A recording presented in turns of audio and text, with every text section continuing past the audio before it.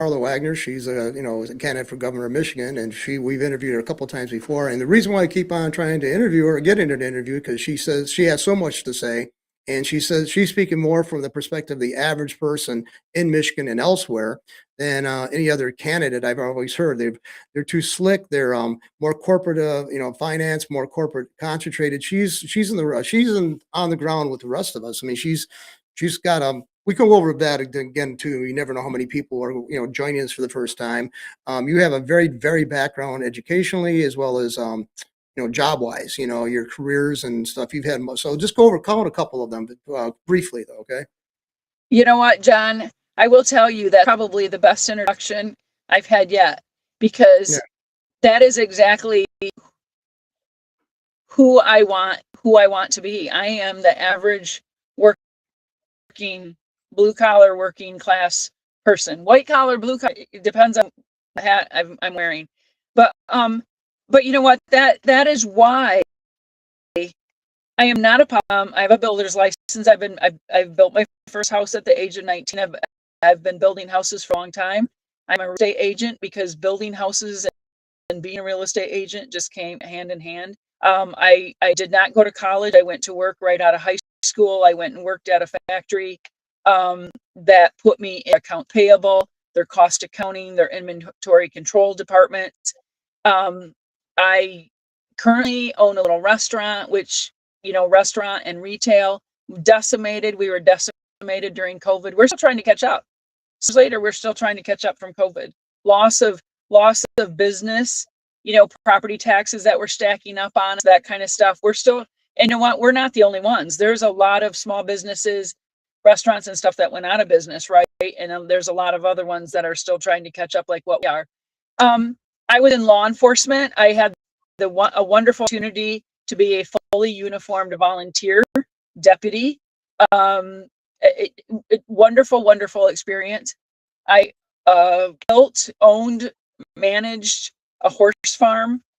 Great thing. I loved that. I did tax returns for 12 years, so I could rewrite the state income tax return. I always did my own bookkeeping. So numbers, every business I started from scratch. I was never handed it was like it was an idea in my head, and I had to put it all on paper. I had to bring it to the bank and convince them that it was a good idea, a good business plan, and that I was credit worthy. I've not gotten any money from the government. I'm not subsidized by the government. Everything I did, I had to go to the bank and prove to the bank that, yes, loan me some money and I will pay it back and I will make money. This is a good plan. I have done everything from cleaning horse stalls to driving skid steers to putting shingles on a roof. I cook in my restaurant. One of the things why people don't see me out there as much as they see the other candidates is because I still work. Every morning I'm in my restaurant at 7:00. So Wednesday through Friday, I cook. And then when the restaurant closes at 2, I have to watch my store, my antique store, until 5. So I don't have a lot of time to be out there campaigning stuff. So I try to do a lot of posts and like interviews with you, that kind of thing, and people interviews with other people. And I am getting out there. So I'm doing what I can. Really want people to understand that I just like them, right? And I realize that all of this time that I spent on the Axe My Tax initiative to eliminate property tax, I've spent a lot of time with NC talking to our representatives, trying to talk to senators, trying to tell them people in Michigan need help. And what I realized was most of them didn't understand what I was talking about because they didn't have the real life experience that I had. They did not know what the raise the wage law did to restaurants and other small businesses. They don't understand the impact of the laws that they pass because they are not living real life experiences like the rest of us are. Yeah, that's How what is that? I've always said. Yeah, I think that's really good. I mean, I think that's what it is. Is like, I think, George McGovern, and candidate years ago for I forget what state he represented. I think it was I think it was Montana, wasn't it, out there? But anyway, he ran as a president, and he was very anti-business. And then when he got out of politics, he was part of trying to be a businessman. It didn't dawn on him, and he even stated this, that he had implemented laws when he was, a legislator, that was really detrimental and draconian against businesses. He realized there were, and that's what I always would like to ask a politician who's suggesting all this. I say, okay, look at can you possibly step yourself out of what your role you want to be in, and pleasing, tickling people's ears, I guess the biblical term would be, and how you denounce, greed, and say, how, if I was just a decent, respectable business person, how could I actually live under these laws that I'm passing under somebody else or on top of somebody else? And I don't think I don't think most of them would be willing to do that. I don't think they would. You know what, John? It's funny because you said that word about greed. I have been graciously blessed with no envy. I don't envy anyone because I myself have worked hard. I've worked hard all of my life. I've been of basic, other than I had a short stint at a bank. I worked at a bank. I had my securities license, so I could do stock trading and financial planning for people. So I did, work at a bank first, but mostly I've been self-employed, which is great. And it's horrible because when you're self-employed, the buck stops with you. All of the responsibility is me, right? I hire, I fire, I have a good business. My business tanks. Everything I work 365 days, 20, 24/7, 365. But I also am responsible for myself. So if I want to take an extra day off for vacation, I can, right? As long as I get the work done that I'm required to get done to keep other people moving, that kind of stuff. If I succeed, it's because I've worked hard. If I failed, it's because I didn't work hard, right? And it's all about me, not relying on other people. Because I've been on kind of both sides of that world. Number one, I see a lot of people that comment, just everyday citizens that comment about, oh, those nasty businesses, oh, those nasty corporations, oh, those nasty, filthy rich business owners. And I'm like, wait a minute, I own businesses. I'm not filthy rich. I work hard to pay the bills because whatever I work, I don't usually draw a salary, but my business pays for my truck payment. Well, if my business didn't pay for it, I would have to pay for it. It's kind of the same thing, but I can write it off as a business expense, correct? So the thing about businesses is we hire other people. I could just go to work somewhere and probably make $100,000 a year, but I choose to provide a service to my community. I want to do something different. I think I can build really nice houses. I think I can train and create really nice horses. I think I can make some great food and serve it to people.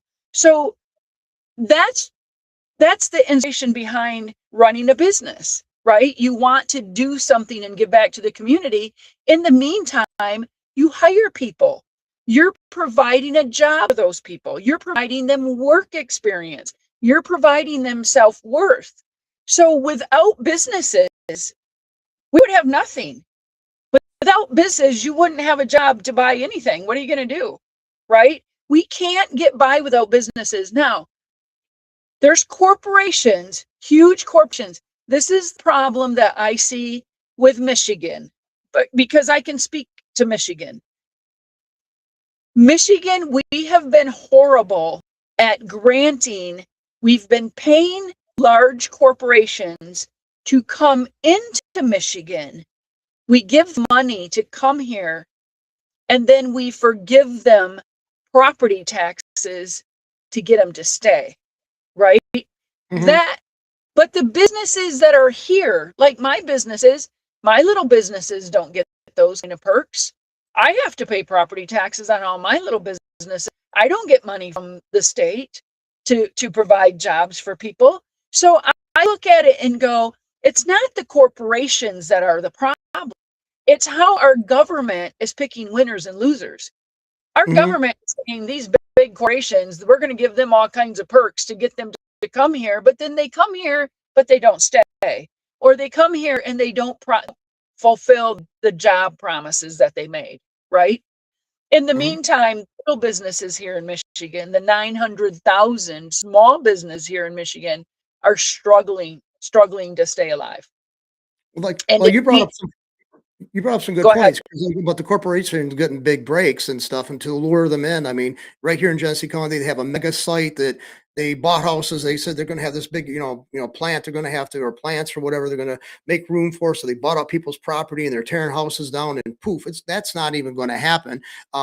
Over on the west side of the state, there was a subsidiary of a Chinese company that was supposed to come in to build batteries, and they Yep. were offering, they got millions of dollars from the state, and where they go, there's no jobs created, and this is all underneath the Whitmer administration. And that we have on Facebook on Flint Talk. They have a great video and memes and stuff talking about this, just highlighting and like tracking where the money, and it all goes back to Whitmer's administration.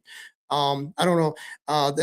Can you think of any other ones like where she's basically her administration's oversaw giving huge sums of cash to people and nothing of materializing for the taxpayers that are footing the bill? Let's talk about that a minute, because see, it was 2020, shortly after COVID, that I started on the property tax elimination path we now call Axe My Tax, because I said, wait a minute, everything I did, I was selling real estate, I was building houses, my restaurant, my retail, 4 things that I did to earn money. I was all shut down. I couldn't do any of those 4 things.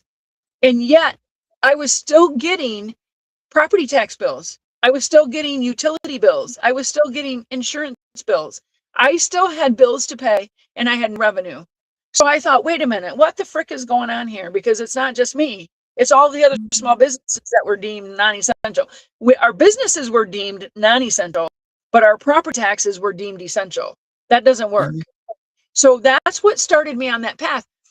The first thing I looked at was, okay, the budget in 2020 or 2019, prior to COVID, the state of Michigan was, our spending was $58.5 billion. Okay, $58.5 billion. Today, and it hasn't been just today, it's been like 2 years ago, we reached $88 billion. Now think about that in spending. Our spending went up by $30 billion. It took Michigan since 1837. What is that? Oh, 1830. Oh, we're almost 200 years. Mhm. It took Michigan almost 200 years to get to 58.5 billion.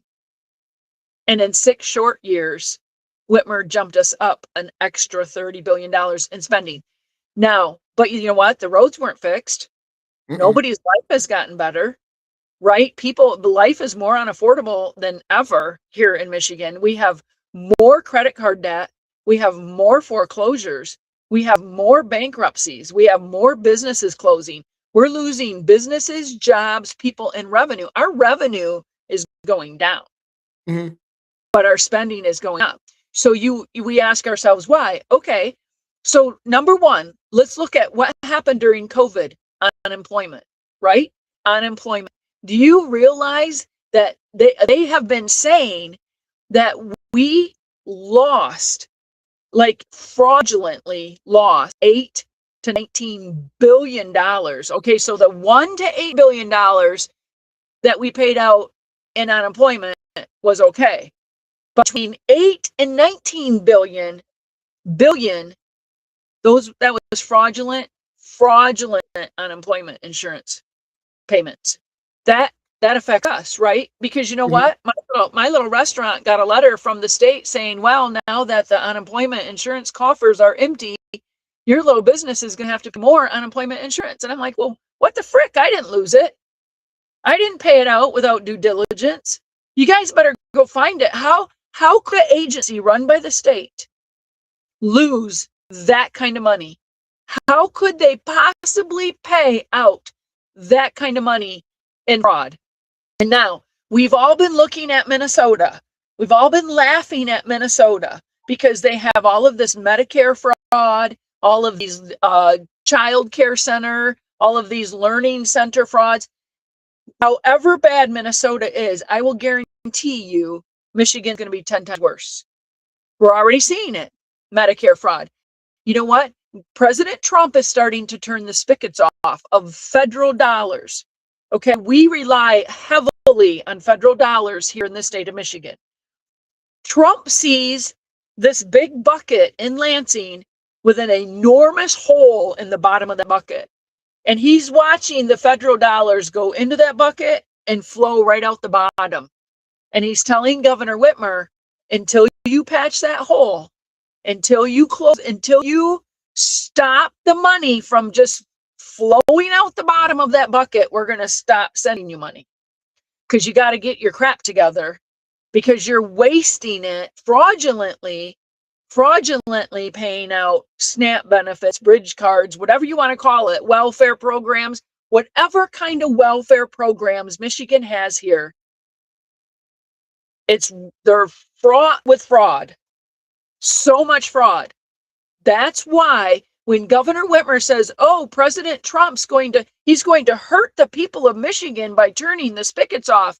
No, honey, you hurt us because you spent that money fraudulently and it was not going to the people that needed it.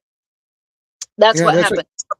So now we talk about MEDC and Faye Baydoun, right? So we've all heard about Faye Baydoun. We've all heard about the MEDC, the Michigan Economic Development. Money was pouring into the MEDC, supposedly to help economic development of little companies and corporations and this and that, whatever else. Faye Baydoun got $20 million.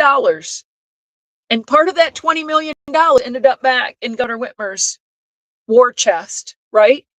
So, but what did we get from Faye Baydoun for the other $15 million that she kept? Nothing. She was buying fancy coffee machines and this and that, whatever else. We have this problem in the DNR. We have a huge problem in our public school system. We have been pumping so much money into our public schools, and they're trash. Mm-hmm. They're trash. And I'm speaking in general terms. I know people are going to go, not my public school, Karla. It's really good. Okay. But overall, the state's enrollment in public school has dropped 15 to 20% because people are fleeing the public school system, even though we have to continue to pay for it. People are not using those public schools. And our score has dropped. We're like the bottom of 50 states. So where is all of that money going? It's going to admin. Yeah, that's right? Another thing is, I noticed that because I know I had friends who went into teaching, and then some of them later on decided they didn't want to stay in teaching. So it was too hard to do the daily grind in the classroom, so they become administrators, and they got a huge pay increase, maybe with minimal amount of actually in classroom to experience. And now they're just we got this bloated system over these guys, all these administrators, and maybe theoretically they had been teachers basically, and that's what it is. I mean, we can't. I don't see how we're allocating all this much money for each student. They're saying 20-some thousand per student, some school districts, whatever, or some states, and then basically still failing and everything else because they're concentrating just on technology and that's it. I mean, they don't concentrate on the core curriculum, which doesn't have to be dependent on technology. You know what? For my little restaurant, I can't hire these kids even to serve food because they can't do simple basic math. I can't hire these kids. They're pooping out of public schools because they can't do anything. They can't think. They can't do simple basic math. A lot of them can't speak to people politely, respectfully. It's like, I can't pay you. And then look at what legislation did, right? Raise the wage. You've all heard about the raise the wage. And I had a senator on the day that they were going to vote on the raise the wage law, where they were going to raise the minimum wage to $15 an hour. I had to call me and he goes, Karl, what's so bad about that bill? I know you own a restaurant. What's so bad about that bill? And I said, oh my gosh, it's going to kill me. Because if I have to pay the lowest man on the totem pole $15 an hour, which is a dishwasher, if I have to pay him $15, I have to raise the wage of my hostess, my assistant cook, my head cook. I have to raise everybody's wages, right? Because you can't pay the dishwasher $15 and pay your assistant cook $16. That don't work. So I have to I had to increase everyone's wages. which increased my payroll. My payroll increased my payroll taxes, increased my unemployment insurance exposure, increased my workers' comp exposure, increased my benefits package. Guess what? Now I have to increase the cost of the food that I sell to my customers. And then they go, we're not going to go to Karla's place anymore. The food's too expensive. See, that's the bottom line, and people got to look at that. They only have so much money coming in, and they would like to go out to eat. It's a lot of times it's more convenient. It's probably maybe you offer something they don't even think of making for themselves, but they can't. It's like, and it's like the government's forcing us. Our government's enjoy forcing us to make choices that we don't want to make. We have to go by and abide by their choices for us. And if we try to balk at it, they got the power of enforcement and everything else against us. They're tyrants. And yet, and John, these people that are in Lansing, they're not restaurant owners. They're not builders. They're not real estate agents. They have no clue what our businesses are all about. And they have no clue what we rely on or how we make money. No clue. But yet they're going to write a bill and they're going to pass a law that we all have to buy. And I'm like, are you freaking kidding me? How are we supposed to do this? How are we supposed to do that? We, and that's what's scary is we, the people, we are their employer, right? We're the employer. Those representatives in Lansing, they're our employees. If they're not doing their job, we need to get rid of them. I have that right. It's as simple as that. So you don't for them again. You don't donate to them. You don't support them. And you find somebody else. And like I said the other day, I was doing a Facebook post and I said, look, this is how bad it is in Michigan. We're bankrupt. Michigan's bankrupt. We owe $40 billion in unfunded liabilities. We have that which is like state pensions and that whatever else. We don't have that money, right? Okay, so somehow they're going to have to come up with it. But I told people, I said, you need, when people come and knock on your door and you to vote for them, right? You need to look at that person and you have to ask yourself, do I trust them with my children? Because they're going to be making decisions on schools, right? Do you trust them to make those decisions that are going to affect your children? Do you trust them with your elderly parents? Because they're going to make decisions on insurance and Medicaid and whatever else that's going to affect your elderly parents. You trust them with your own life because they're making decisions that affect your business or your job and your way of life, right? With their taxes and that. Do you trust them with your money? What do you trust them with? If you don't trust them, don't vote for them. That's all I can say. Because that's where we've gotten to today. We need people to trust. We need people we can trust. Right. Yeah, because like basically, yeah, I mean, how quickly people make the decision of who they're going to vote for. Most of the times they're just going to walk into the polling place. No idea. Most of them don't. I mean, some people do actually take a piece of paper and they have written out why they're and the candidates' names, but most people just go, oh, okay, I guess this is just, and I've done it. I mean, I can't say it much because I've done it in the past because there's some people I wasn't aware of in some office maybe that they're running for that I would consider not all that crucial. So I cast a vote to somebody absolutely didn't have any knowledge of. I think that's one reason why we're trying to do what we're doing with you're at the interviews with you and other people. We're trying to get people to see them, not just the sound bites they provide with a slick production on a TV news program, more grounded in longer talking and actually flushing things out more. John, here's the thing. You know what? I'm running for governor, right? And you won't see me. I don't have money for fancy like Perry Johnson. You know what? He said he's gonna $14 million or whatever it takes to win this governor seat. And I'm like, it's $125,000. Why would you spend $14 million just because you can? I don't know. And these other people, some of these other candidates, what they've done is they've dumped some of their own money into their campaign to make it look like they're being supported, right? It's smoke and mirrors. They take a loan out or they take money out of their 401k or they take money out of their own account and they dump $1 million into their campaign account. So it looks like they're being funded. So it looks like they're being supported, right? On the Mhm. other hand, I'm running on fiscal responsibility. I'm like, I have a hard time asking people for donations. Why? Because the circle of people that I run in, the people that I rub elbows with, they don't have any extra cash to give. Right. They're struggling. They're struggling to put food on their table. They're struggling to take their family out to eat one day a week. They're struggling to pay their property taxes to maintain a roof over their head. How do I ask them for money? Right? But Yeah. these other Right. people, these other people are millionaires. They've made their money, this, that, whatever else. And then like one of our governor candidates has taken almost $1 million from DTE and Consumers Energy. Right? Mhm. Okay. All right. You own, they own you. They own you. Are you going to really help us lower our utility rates, or are you going to do what DTE and Consumers Energy tells you to do because they've given you almost $1 million?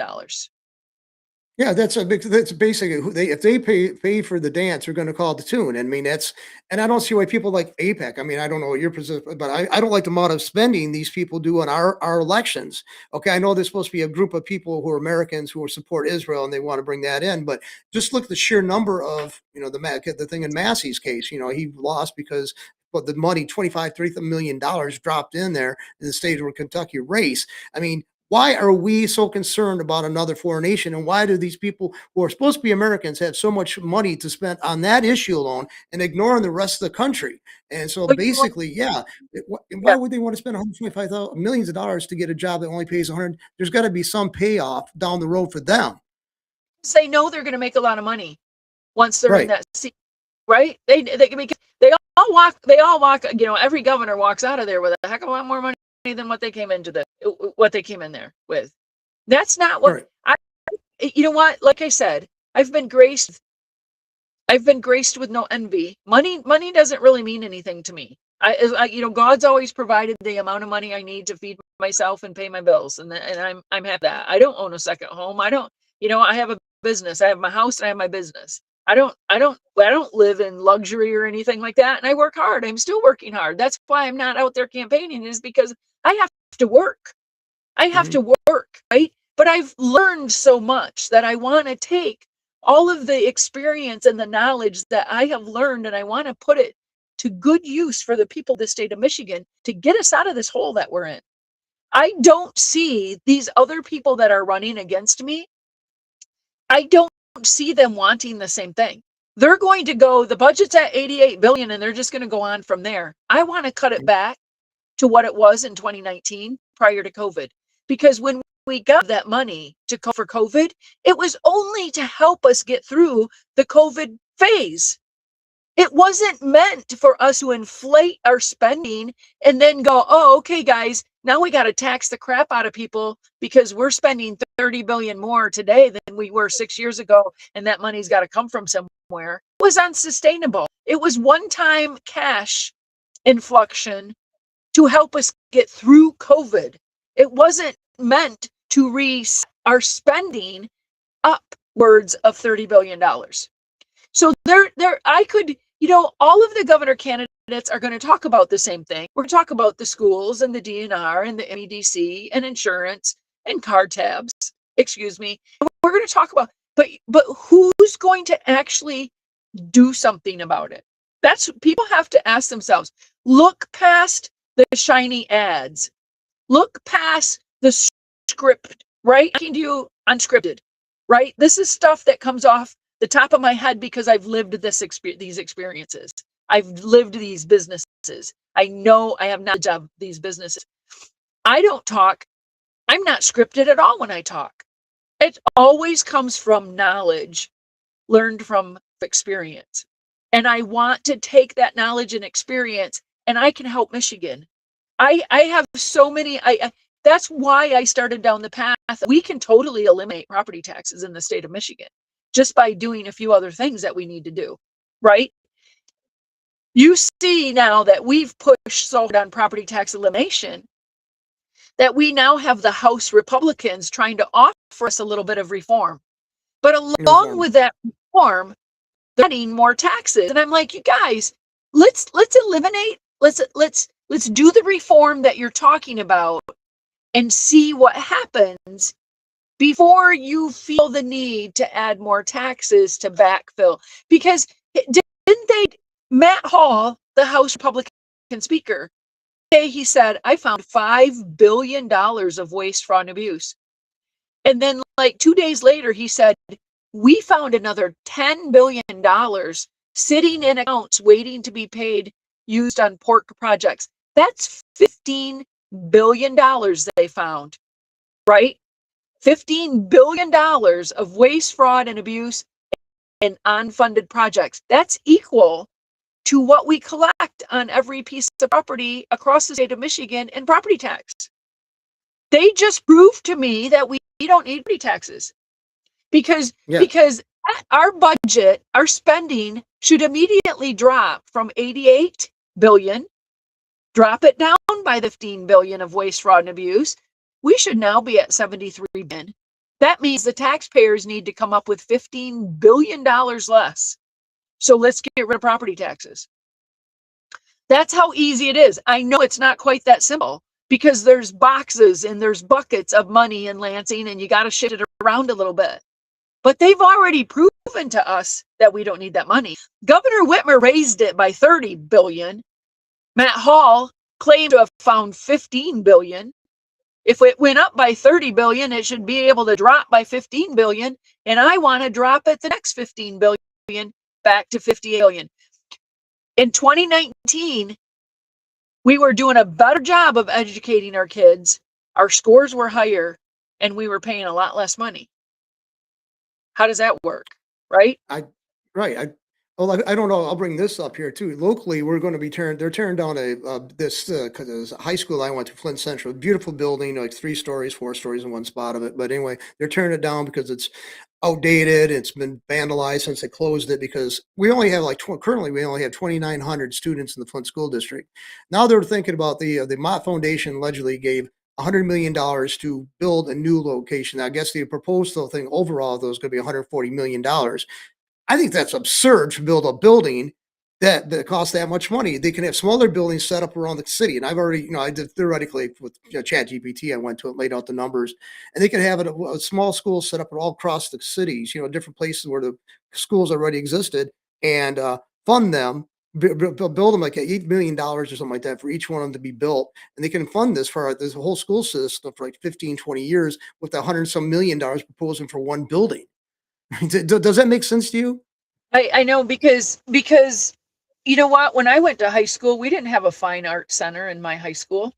We had a Mhm, nice football stadium. I mean, because think about it, you play what, 5 home games a year on the football field? Um, mhm. how much does that have to cost? I mean, and our kids were smarter. We were smarter. We were smarter. We knew more. Look how much we know how to do compared to what some of our other kids know how to do. Now they might be techie, but like you said, they might know techie stuff, but they don't know how to. They, you know what? They can't fix the lawnmower. They can't paint their house. They can't do anything with their hands, right? And once AI replaces all of those techie jobs, what are they going to do? Mhm. We need trades. We need plumbers, we need HVAC guys, we need roofers, we need builders. That's what we need. If you can use your hands and your head, get in those jobs because those all those techie jobs are going to get replaced by AI. Well, I think that's what that's been solved. People years ago they used to say, well, look at what the elites would say. Look at people who are going to be replaced for their blue collar jobs. And one guy was a pioneer in AI, artificial intelligence. We're talking 50 years ago. He said, actually, I can write a program that's going to simulate the actions and activities and functions of a professor or teacher or this. But the people who like to do in trades and construction, I can't right now at this point of, and that, like I said, it's 50 years ago that this guy was saying it, and then it's go even this far forward, the AI programs basically are doing the things that tech people would do, or Yep. teachers or whatever, but are facilitators. But you still need building people. We still need the HVAC people, like you were saying. I mean, yeah, I mean, we still need people on the ground and people who are grounded in reality. Yep. Well, I'm sitting in my truck right now. I'm across the road. There's 5 guys, and they're repaving a parking lot for a building. Mhm. Looks like it's I don't know, a bank or something. And they're repaving the parking lot, and there's 5 guys out there. You're not going to get AI to do that. AI can't do Mhm. that, right? Because you got to be able to drive the truck, the asphalt truck. You got to, drive the smoother thing. You got guys there raiding some of the gravel and whatever else. AI can't do that. Those guys make good money out here, right? And they think Mhm. about it, but it also teaches them how to be able to be handy to do other things. All right. I don't think AI teaches you. It teaches you how to do programming, and it teaches you how to make videos, and it teaches you how to do those kind of things. But are those things really essential to, it doesn't teach you how to garden. It doesn't teach you how to do manual labor, which we all need. Well, like face it right now, if we had a tech nut meltdown or say the grid just goes off the grid, the electrical grid goes down in places. There are some places, I mean, some like transformers or whatever, I guess, I forget which the tech, but they're big boxes, but they don't even make them in this country now. If you want to have to replace them, you're going to have to bring them in for Europe, and it takes a 3-year waiting list to get them made. So basically, we're going to be back to square one. How many people can actually do something like construct maybe a basic dwelling, know how to heat it, how to get where to go get the fuel for it. I mean, they wouldn't know if we went back to, and it's a possibility with all the technology attacks. They can suffer through drone attacks and through all this stuff because of technology. We could actually got more greater potential for that kind of stuff happening than we did prior to this era. So I mean, we have to get back to understand how to do it, the basic things. And you know what? And I look at it and I think, there's people of all different level IQs, right? Some people use their hands and their backs to work, right? I mean, we don't all have the same IQ. So there are going to be some people that are suited to be the CEO. There's some people that are suited to be the programmer, right? And then there's some people that are suited to paving parking lots. That's just the way it is. That's just human nature, right? Hmm. We need all of those people. We need all of those people. Not everybody's going to be able to run AI. Not everybody's going to be a computer programmer. But you know what? Pretty much anybody can could seed a lawn if you knew how to do it, Hmm. That's right? it. But I was told that thing is don't look down at anybody's job because if they're employed legally and doing legal work and they're getting paid decent for it and they're supplying their own needs, why look down on anybody for it? And I always thought that was arrogant. Okay, yeah, we don't want somebody to be a garbage collector or whatever. Hey, if it pays the bills for the person, why are you looking down on these people? You know what? When I owned my horse farm, I had a 26 stall horse farm with a 80 by 200 indoor arena. It was nice. We built it ourselves because, of course, we're builders, so we could do that, and we saved ourselves a lot of money because we did a lot. We do a lot of work on our, just like my little restaurant and antique shop. We did so much of the labor ourselves to save ourselves money. So I not only learned how to do all of those things, but we were able to save ourselves a lot of money by doing them, which is what made it more affordable. But when I owned the horse farm. I owned the horse farm. It was mine. I owned it. I managed it. But you know what? I was out there every morning cleaning 26 stalls every morning. And people would go, "But aren't you the owner?" I'm like, "Yeah." And then they'd look at me like, "But why are you cleaning the stalls?" And I said, "Why would I ever ask anyone else to do something that I myself would not do? All right. I am no better than anybody else. I'm no better than anybody. And if I could not clean a horse stall, why would I ask someone else to clean a horse stall? Why would I think that I'm better than you, so you clean it, I'm not going to? No, All right. no, My right? grandparents had a restaurant, and they would always have to be able to do. They always want to know how to do whatever the employee they had employed, their job, their role. They wanted to know how to do that in case they had a fill in. So there was no arrogance about that. They would do dishes. They would actually do food prep. I mean, they do it everything that they would require for somebody to hire somebody to do it. They could do that job if they needed to do it. And you know what, John? That's exactly what I was saying earlier when you and I were talking off the record, because here's my problem. We have people in Lansing that are making decisions for us that they don't know what the job entails, right? As the voting public, we're like the janitors, and we're trying to hire the CEO, but the CEOs don't know what the job entails, and we don't know what their job entails. But I'm looking at it and I'm like, why are we putting these people in a position to be making decisions for me when they don't know my business. They don't understand my business. They don't understand how my business works. How can they make just good decisions for me? The other thing that I have a problem with is some of these younger people. I think it's great that younger people want to get into politics. I am not a fan of these 20 somethings being state representatives. I'm like, I'm 65. I've been a self-employed business owner most of my life. I have experience in a lot of different arenas. And how is a 21-year-old state representative going to represent me? Mhm. They don't in these horrible public schools. They don't have elderly parents that they're taking care of. Do they even own a house that they're paying property taxes on? Have they ever started a business or had to close a business?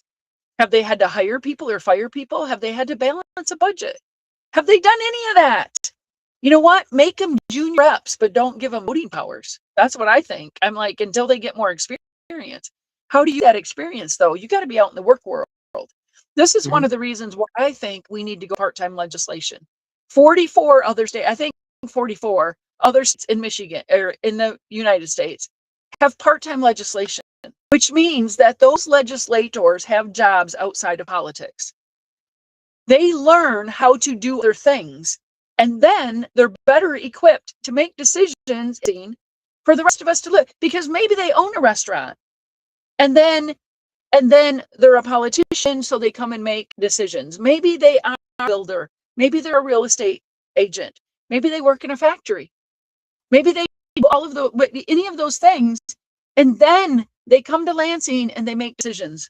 But now at least they have something, because these people that enter politics at 20, 21, 22, 23 years old, they have no life experience whatsoever. Mm-mm.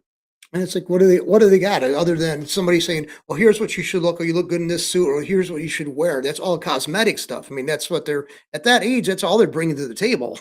Is like they don't have a real life. They have no seasoning. They have never lost anything. They've never gained anything on their own. They've basically scooted into that position. Now want to make decisions for everybody else. I find that I do. I also find opposition to that very, very compelling. I look at what we do with our National Guards. What do we do with the National Guards? Those people all have different jobs. Most of Mhm. them have jobs, and then they're required to put in what, a weekend a month or 2 weeks during the summer or something like that. Okay, I can't see that we would need politicians any more than we need the National Guards. All right. That doesn't, we still don't have people answering the phone. Hey, if you need to call someone to get hooked up with food stamps, okay, there's still going to be somebody answering your phone call, but it's not going to be a politician. It's going to be somebody that works for the agency that doles out food stamps, right? If you're a veteran and you need assistance with veteran resources, you're not going to call your politician. You're going to call someone at the VA that's going to help you with your resources. It doesn't need to be a politician. Of course, we're going to have those other people, but we certainly don't. Think of how much money men could be saving if we had part-time legislation. We didn't have all of those politicians. We would get them out of the hands of the lobbyist and send them back home to listen to their constituents. We're the ones that vote to put them there. The lobbyists just pay to get them to do what they want them to do, right? All So right. they take vote. We give them our vote. You're my representative. I'm going to give you my vote to take to Lansing, and you're going to vote on these issues. But the lobbyists come with money, and we want you to vote this way. So they sell or parlay our votes to the lobbyist to benefit the politician, and we pay the bill. That's how that Well, works. I just had a thought. What happens if you cut the taxes and let the people able to acquire money? So think about this politicians in the future. Okay, you can say this instead of depending on the lobbyist group, you can actually be working for people who actually are saying, "Hey, we're paying your salary, and if you need additional tweaking, we'll give you what the lobbyists used to do to be in to do our bidding for us this time." I mean, you got to realize that's what they're being pulled in by. They want that money. And let's face it, I don't. You're right. I don't see a politician ever leaving office poorer than they did when they showed up. I don't think we need to offer them anything. If you want the job, you're doing it as a public servant. Right. You know Oh, what? When you pay, you have a police officer, right? Police officers are kind of a public servant. They get paid a wage. They don't get a bonus. no. They don't. I mean, they get overtime if they have to work overtime, but they don't get a bonus for a perp they pick up and put in jail. No, do your freaking job. If you want to represent the people of the state of Michigan, then represent them. Why do you get paid? And why are you going to allow the lobbyists to override what the people want? The people want this. As I've gone around the state the last 6 years, over 180 presentations now on Axe My Tax. I know what the people want. People want property taxes eliminated so that they can live without the fear of ever losing their property, without losing the roof over their head. I can tell you, and I've tried to tell people, this is what the people want. People in Lansing don't want to listen to us. They don't want to give us what we want. They want to give us what they want us to have. Everywhere I went, and everywhere around the state, there's somebody's motorcycle for sale. There's a snowmobile for sale. There's a camper for sale. There's a cottage for sale. The people of the state of Michigan, are having to put everything up for sale because we can't afford it. The gas is too expensive. Insurance on those toys is too expensive. Property taxes on that second home, or that cabin, that hunting cabin, is too expensive. We're struggling to just live. We're struggling to live here in Michigan. And man, our dollars are getting wasted. And you know what? When the first time they came out and said, oh, there's $20 million of waste that we found. And I said, you know what? How many houses were lost trying to pay that $20 million that you guys just put away? And you have no idea where it went. And people lost their homes trying to pay you that $20 million. That is so sad, infuriates me to no end. And that is, we will continue to work to eliminate property taxes until it's gone. That is also why I decided to run for governor, because I look at these other governor candidates. They're not going to work for the people. They're going to do whatever they need to do to get them to where they want to be. That governor seat's a stepping stone, or it's a power play, or it's just so they can say, oh, look, I'm the governor and I deserve this. No, we need to put the state back together. We're losing our state. Like I said, we're corrupt. We're not standing on the cliff. We've fallen over and no one's coming to help us. We have to help ourselves. Right, because other states around us are basically it's facing similar, circumstances. I mean, the same kind of inept or incompetent, leadership. And the thing is, I mean, I think the people should be considered the leadership, and they're just the representatives, and that we keep on going back to that. The American people, they say they call people leaders. No, they're your representatives. Okay, that's a thing that's like being lost on people because they don't have the understanding of the Constitution, the Bill of Rights, and the history of this country. I mean, they don't. It goes all back to that. Or you think I'm being overly idealistic? They are supposed to represent us. We are their employers. We hire them. We should be able to fire them when they're not doing things that we want, right? When they're not listening to us, that's a problem. And that's why I'm like, then I'm not going to vote for you. I'm not going to donate to you. I'm not going to door knock for you. And then people like to go, well, then you're going to get more blue. You're going to get more Democrats. You're going to get more this. I'm like, okay, I guess. Give me somebody I can vote for.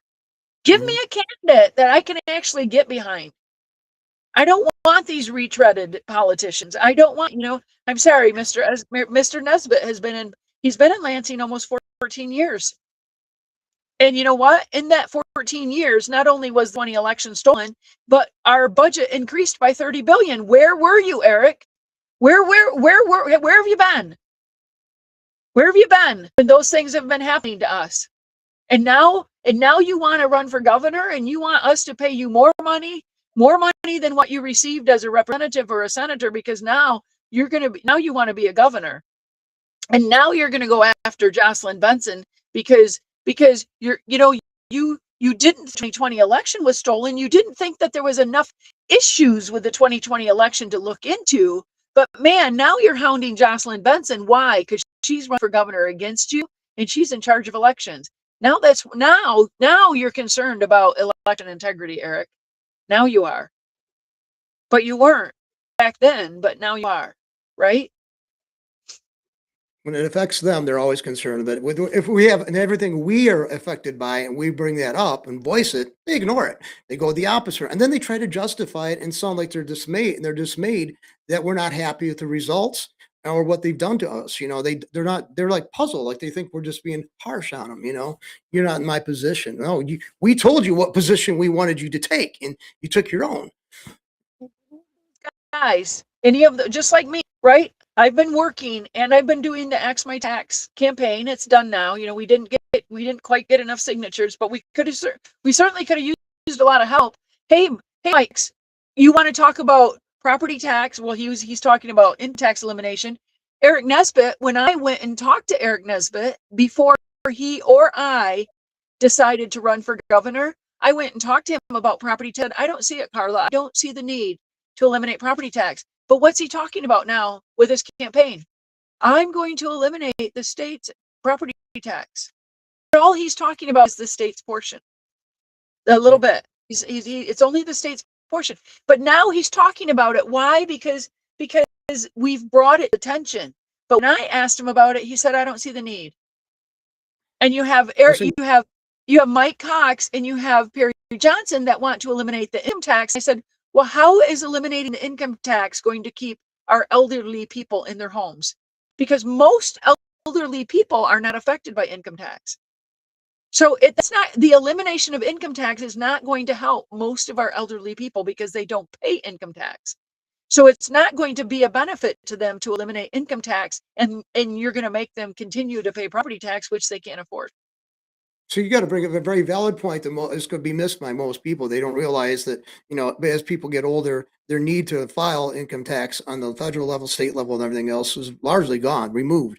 But it is their house. That's what they're worried about, their property tax. I mean, and everybody I talk to who is older, that is their primary concern, especially if they live in an area that's more affluent or suburban like. They get the price. Somebody votes in a millage because they want to have a new football stadium built in the school district. They're going to be facing another 20, 100, 150, $200 increase on their taxes. And that's this tipping point. They can't handle that. And that's where I said, where did we become so greedy? Because, we are our brother's keepers. Wouldn't you, before you voted yes on a millage, don't you think you'd at least go to the neighbors on either side of you and say, if we vote yes on this millage, can you afford an uptick in your property tax? I mean, at least ask your neighbors, for goodness sakes. I mean, but we have people that don't own property that are voting to increase the property taxes of people that do own property. And then we have people that don't own businesses that are voting to increase the businesses' property taxes, and the businesses have nothing to say about it. Yeah, that's right. Some people, I've had the leftists would always scream about it's not right that the people who are not paying property tax or don't get it right. This is back in the 60s, 70s. And I think back then that you had to be a property tax owner, a property Yeah, tax payer, I mean, to vote on tax issues. But no, they said that was like they didn't get representation. right. And What's your represented? but now, but now you have the right. What, you shouldn't have the right to vote people out of their house. That's the most asinine thing I've ever in my life, because they don't just lose their house. They lose the equity they built up in that house over 30 years. For a lot of people, that is their retirement. The equity in their house is retirement.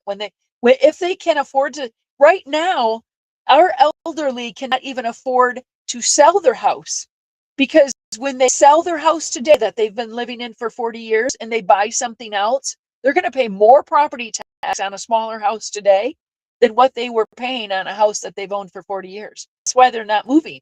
That's why the housing market is not moving. Seniors can't afford to sell, and young people can't afford to buy. Why? Because of property tax. Okay, good. So somebody does sell their house that they've, fully paid for, they built up equity in it. It's still, in a viable area. They sell it, they lose their now, I mean, will they also be hit up with a capital gains tax too, or will they be exempted? I don't know if the rules changed, but you're allowed to sell one property after the age of 55, your homestead, one-time exemption after the age of 55 on that house without paying capital gains. Now, I don't know if that's changed. I know there's been other laws and stuff like that, but that's what it used to be.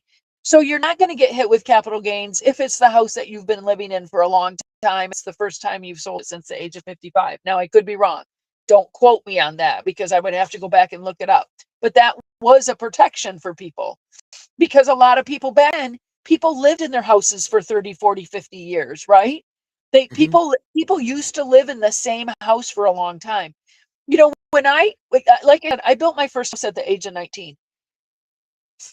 When I first started with Axe My Tax, I used to tell people I have not been able to sell a house to people younger than 35.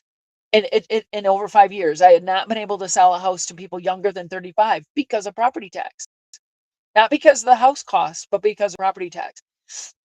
Now, that first time home buyer is 40 years old Hmm. on average. 40 years old. First time home buyer, 40 years old, you're not going to build up a whole lot of equity. You're not going to build up much of an asset in that home anymore. Not like what people used to, right? And you're paying so much out in property tax. You get that back. You don't get property tax back. No, you It's don't. gone. It's good If down you money down. It's right? I mean, put your money, the money that you paid in property tax, if you were able to put that into a savings account or an IRA or a 401k or something every year, everyone would be able to retire as millionaires, right? You think about, I mean, I'm paying my house now. I live in an old farmhouse. It was built shortly after Michigan became. I live in an old house. I pay $7,200 a year, $7,500 a year. In 10 years, that's $75,000. In 20 years, that's mhm. $150,000. You put that away and you put it in the stock market, something, you get compounded interest on it. I mean, and I'm not saying, John, when I talk about property tax, you know what? Bill me for police and fire. Every person, renter or homeowner, should pay for police and fire service. Because you know what? It's very rare that you'll use that police and fire service at your apartment or at your house. You're going to use the police and fire on the road. Mhm. When you get in a car accident, that's when you're going to have contact with the police and fire. You know what? There's a lot more car accidents than there are house fires. Right, exactly. I mean, And I don't it, wanna think about that during the summer, but but I don't want either, but you know what? Police and fire service are something that follows you. It's either your house, it's in your apartment, it's while you're on the road, right? And mhm, why are only property owners paying for police and fire service? because I don't I guess understand that. okay, so the regular like the leftists would say it's because they're fortunate enough to have this, so why not tax them on that? That's and it is. We talked about that earlier in that conversation prior to the conversation we have now. It's all of resentment. Basically, it's jealous. I mean, somebody else has something they don't have, so it's why don't we just tax them for it? Because I don't have it. I've actually had people tell me that. I have three nephews. One works in Minneapolis. Two of them work in Chicago. They love renting. They have more than enough money. They could obviously, I mean, they're all very smart. They all have great jobs. They could absolutely own a house, but they love renting. Why? Because they don't have to mow the lawn. They don't have to snowplow. They don't have to do any maintenance. They don't have to do anything. So renting to them is a choice. Right. So does that say they can't afford? So they can't afford police and fire because there's a lot of people that rent because they don't want. Look at how many people will rent because they want. Hey, I live 6 months out of the year in Florida, and I'm gonna rent something up here and rent 6 months out of the year. Doesn't mean that they can't afford a house. It's that they choose not to own a house. And what about a nonprofit? Does a church? I mean, any of the pastors that I've ever talked to, I'm like, they don't pay police and fire protection. I'm like, why as a church do you not don't? I mean, are you going to pray yourself out of a fire? Don't you want the fire department to come here if your church is on fire? Oh, absolutely. Okay, would you pay a little? Would you pay $500 a year for police and fire? Because if every building, if every whether it's an apartment or a nonprofit or if it's a home or if it's a business, if we all paid police and fire, but it doesn't have to be attached to your property value, and no one should lose their house for not paying it. Maybe you'll lose your insurance. I could see tying your police and fire to your insurance, Okay. right? That makes sense. Yeah, I can make sense. I mean, yeah, but definitely. I mean, it should be service based because if you don't like, some people who don't have kids in a public school district, why should they be paying for it? I've had people try and tell me, educators, well, don't Yeah, you enjoy a benefit from having an educated populace? So, we okay, don't. I have an educated populace. They're dumber I than a know. box of rocks. I agree with you on that. If you could prove to me that we had an educated populace, okay, fine. But like I can't even hire these kids that are coming out of school. I can't hire them. So what good? So how does that benefit me? And you know It, what? The fact that the American people had to pay for all of those kids' college debts, mhm. that tells me that they were what? They weren't smart enough. They weren't smart enough to use their degree to help be able to pay their past debts. I've always had to pay my debts. I didn't have school debt, but any debt I ever carried on anything, I've had to pay. Right. Right? If I own a debt, like when I built my building, I had to take out a loan from the bank. If I don't pay that loan back, if I don't pay the bank loan back, I lose my building. Right. So why do these people? Why was it okay for the American people to have to pay for these kids' college debt? I don't understand that at all. I don't either. It's just you put yourself in that position. You should weigh the options. Another thing is too. I mean, I think they're being overly sold that they need a college degree to get a good job. We've already discussed, going back into the trades or like that. I think that's more immediately employable. And you can always go back, have a job. If you really genuinely want to go into something that would probably not as easy to find employment in, have your like my dad and mom would say the bread and butter jobs, so you can actually down the road be doing something you genuinely want, but you already got yourself covered for that. The basics, your basic needs met. Yeah. I Yeah. think I think we need to take a good hard look at colleges and how we fund them because I am not a fan of funding college through the taxpayer dollars. I'm just not. Because that's why you have tuition. You Hmm. have you have tuition. So the people that want to go to that school better make themselves be the best. If they want to get the most tuition, I mean if they want to get the most students so that they can get enough tuition to pay their expenses, then you better be the best school out there. Right. Why? This is the problem, and they get to rely on taxpayer dollars. There's no that we just keep lowering the bar. We keep lowering the quality bar, right? So Hmm. they don't have to say, look at look at like public libraries. Public libraries don't have to operate in the black. They can operate in the red because who cares? Because they get taxpayer dollars. They don't Right. have to operate like a business. Let's privatize our libraries. Let's privatize our libraries and like a bookstore. Because small business bookstore, that business person has to make smart moves and has to be diligent with their money and fiscally responsible in order to keep that bookstore open. Now, libraries don't have that. Libraries, they can spend it, they can pay the library director as much as they want. They can stuff as much money into their pensions as they want. They can pay uneducated people to sit there and find the books. They don't even need certified librarians anymore. They just want bodies, and they're willing to pay them however much they have to get those bodies in there to keep the library open because they don't have to make it make sense. Right. There's no skin in the game, and let's face it, they know the money can be just taken from you. I mean, you don't. I mean, politicians can force it out of you. And that's what they do. They force it out of us. Otherwise, we lose our houses and stuff. Right, and then your assessment goes up and they get a raise without doing anything. Wait a minute, our the assessments on our houses go up.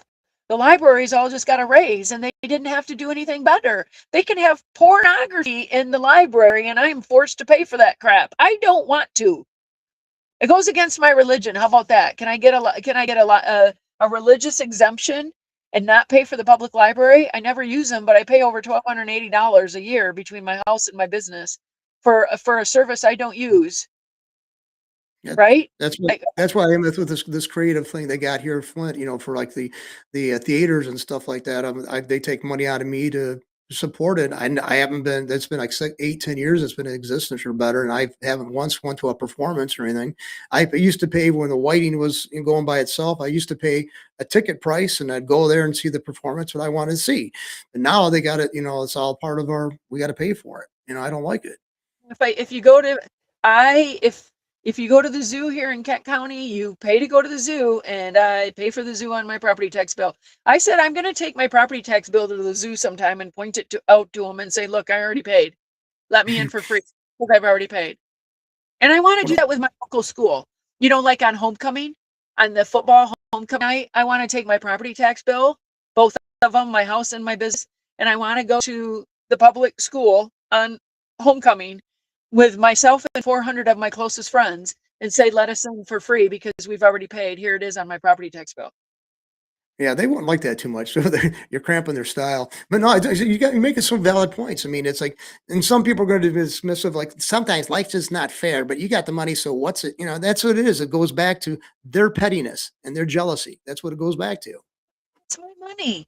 I worked and earned that money. So it's my money. And why can't I spend it as I choose? Right? I go to church and I donate. You tithe and you go to church and you donate to church outreaches and stuff like that. Okay. So I'm doing my share of donation just because it's not the way the state wants me to donate. I don't care. Why do I want to donate 1,000? Why do I want to be forced to donate $1,000 to the state through taxes so the state can turn around and buy votes with my money when I would rather take my $1,000 and donate it to a charity of my choice so that out of that $1,000, 999 will go to the person I intend it to. When I am forced through the state to pay $1,000 in taxes that they're going to take from me and dole out to people on welfare and whatever else, I'm going to pay 1,000 and maybe 100 of it goes to those programs. The other 900 of it goes to pay for the government. Well, Yeah, I think I have a problem with that.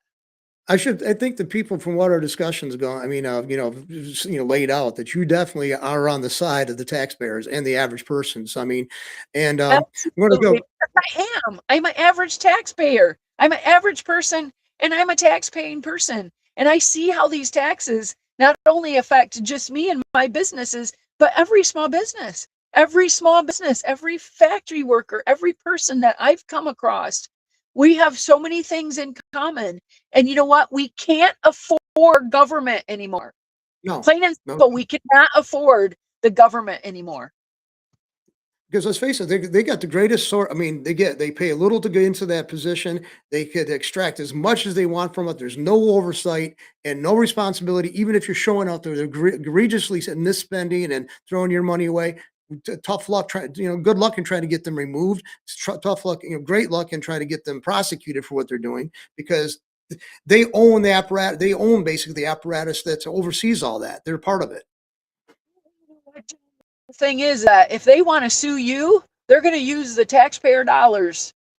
They're Right. not going to use money out of their own pocket. They're going to use the taxpayer dollars to sue you. If you want to sue them, you got to take the money out of your own pocket to sue them. Right. And you can afford that. Right. Who, Exactly. who has the money to be able to afford to do anything like that? Right, you're so right. Well, I'm going to wrap this conversation up because I think we've given, I think we give a lot of people a lot to think about. And if they haven't thought of this stuff before, I bet you there's a lot of gears going on in people's heads right now and saying, "I never thought of this." And I think that's a great thing for us to have in this conversation that people recognize that they simply didn't realize the level of abuse and arrogance that the politicians are displaying towards us all the time. Great conversation the other night with a guy that I've known for a little while, and he is as passionate about deer management and deer hunting as I am about property tax elimination. It was an awesome, and like that's the guy that we need running the DNR. That's the guy we need running our Natural Resource Commission. You know what? He has all the knowledge and then some. Oh my gosh, because that's one of the things I want to do here in the state of Michigan. If we can return Michigan back to the sportsman's paradise it once was, right, through proper management of all of our natural resources and stuff, that is a revenue source that the taxpayers are not responsible for. Right, it's Why are we voluntarily done. getting other revenue from our state instead of tapping in to the taxpayers? And like the wind and solar and data, no, the only reason those are here are because we're paying tax dollar subsidies for them to be here because they don't work here. They're not effective here. And the other thing is if we got rid of property taxes, our farmers would not be forced to sell or lease their land to wind, solar, and data. It would make them go away. It would make them go away because our farmers would rather keep their land farming. They would rather sell their land to a farmer who would be able to afford the purchase price, but cannot afford the property tax in order to keep that land in farming and agricultural use. That's why we have wind, solar, and data. Get rid of property taxes. We get rid of wind, solar, and data. It's that Okay. easy, people. It's that easy. Can I mention two things real quick? Go ahead. Go ahead. Ax My Tax is not dead, people. Ax My Tax, axmitax.org. We'll be going again to totally eliminate property taxes in the state of Michigan. And me, I am running as governor, as an independent, because I refuse to call myself a Republican when I see what some of these Republicans are doing. But I am a Christian, constitutionalist, conservative person, business person, average Joe. Karla, Karla, the number 4 mi.com. I need help getting my signatures so I can be on the ballot in November.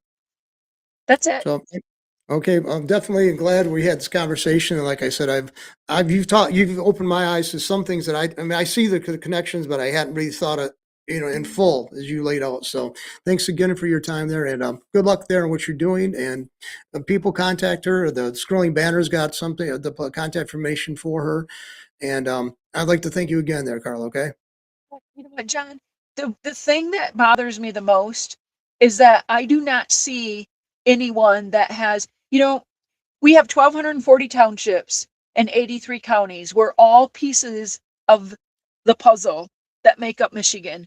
But I don't see anyone other than myself that has the eagle's eye view looking down, going, how do we all work together to make Michigan what it once was and I better? agree with you. I agree with you on That's that. yeah. So anyway, Thank you so so much for this interview. I really appreciate you and getting the word out there, not just my word, but the word, because I know you guys do a lot of other interviews and stuff too. So thank you very much for that. It's greatly appreciated. okay, we'll talk to you again soon, and good luck there. And don't burn yourself out too much. Okay. I'm trying not to, but you know what? Michigan and the people of Michigan are worth, you know what? We're all worth saving, right? I think We so. just got to And do it. I Yeah. appreciate your efforts and your labor on that. Okay. Thank you. All right. Thanks, John. Thank you. Bye. Yeah. Bye bye.